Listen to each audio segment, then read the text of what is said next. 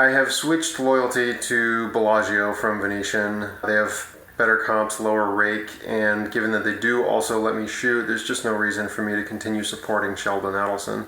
MGM properties are starting to charge for parking at the end of the year for locals, but even after that, I'm exempt on my motorcycle, which is just lovely. Alright, let's go play some hands. Longer video this time.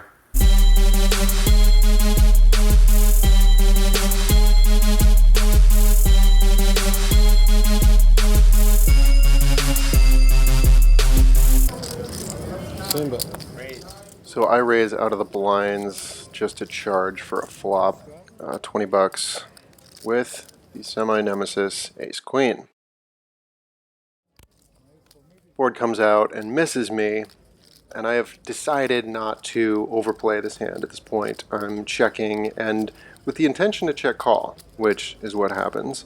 My ace high is ahead of a lot of hands that'll take one stab at this pot, including spades, but then that theory goes out the window on the spade turn.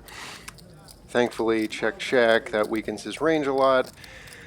And I'm going to check the side, probably check call the river against air. But let's be honest, if he had bet that turn again, he could have represented those spades and bluffed me off of it. Anyway, thankfully it went check, and ace high wins. Yeah.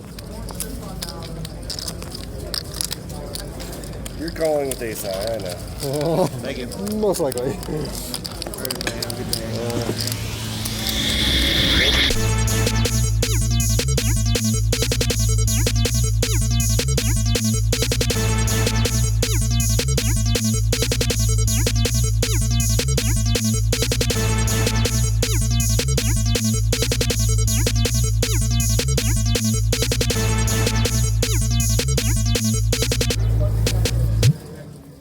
I'm under the gun, I'm not feeling 100%, and I get the fabled bullets. I limp, because I do still occasionally go for the limp re-raise. I've seen it work even at higher stakes, and to my enormous chagrin, it limps around.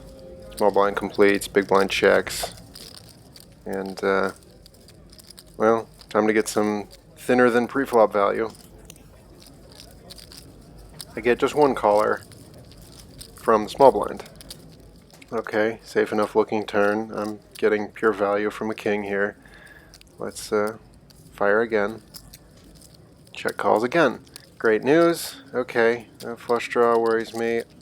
Okay, flush draw comes in and second pair pairs, and I, in my suboptimal mental state, I decide that I can still go for thin value against king here. And again, to my enormous chagrin, I get check raised from 18 to 60, and while that sizing, yes, will polarize him, I have seen this happen a lot of times with value hands, and I've convinced myself to call many times and been shown the nuts, and I decide to save the money and give up on it.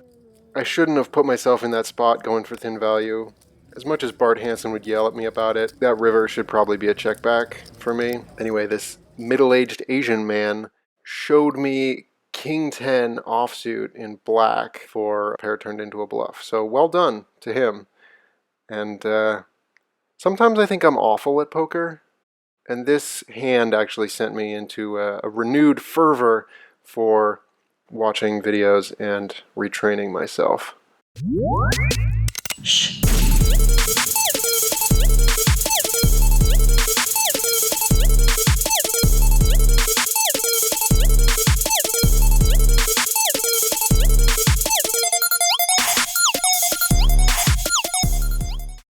I'm dealt King 5 offsuit, big blind special. I check it and flop 2 pair, so that's a Yahtzee for me. I'm going to take the line with the least fold equity here and just lead out 3 times. Hope I get called down by king or queen jack. The fish calls, good news. Everyone else gets out of the way. Turn looks completely innocent. So I bomb it again, or I bomb it for the first time. Now the fish shoves, which he's shown a propensity to do with 1 pair, with weak hands, so I'm not worried whatsoever. I snap call it for a tiny amount. 40 bucks maybe. We get the money in, he shows king 9, and the river comes 9. No big deal. At least I played it fine. He really is a fish.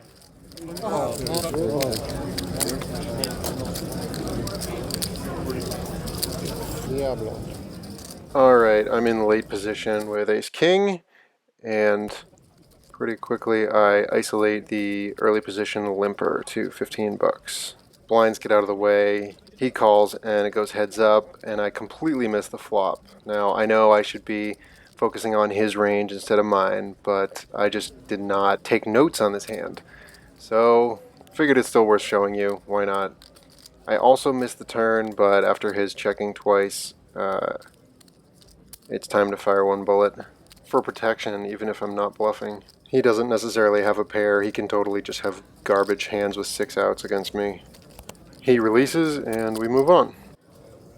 This hand is immediately after the ace-king I just played, so I get a suited ace in the hijack, and I raise to isolate an under the gun limper, and I thought I could do a similar line where I make a delay c-bet even with air, and if my opponent is hand reading at all, it could look like strength. Maybe I was getting a little carried away. I don't like ace-6. I'd rather it be ace-4. Ace-6 is the worst ace possible. You can't make a wheel. Pot goes heads up again, and I actually flop some showdown value, which doesn't change anything. Got that backdoor flush draw also, so I check back as planned. But then on the turn he leads out for 25 bucks. He could be protecting against that club draw that just showed up. I don't know. It just looks like value and protection, and I haven't seen him bluff yet, so give up, / I never should have played it in the first place. I don't know. FML. Middle position, full stacks. I opened at just $10 with queens, and I get one caller from earlier position. Board comes fairly terrifying, but I can still get value from bad passive players. I bet 13 and take it down. Yay. Mundane pot. Here, old spewy clueless man has been trying to give away his stacks and succeeding. He's under the gun, which I figure gives him a fairly strong range, and I just flat call his tiny open raise here to 7-ish because I have not been having much success with 3-betting him, even in position. He just calls and calls, and I don't feel like 9s play very well post-flop, as evidenced by the flop shown. We do a lot of checking. I can't think of a reason to bet other than turning it into a bluff, bluffing him off of a 10, but again, he's a sputard, he calls too much. We check to the river. I win over his other pocket pair, clearly, or ace-x. Whoop-de-whoop.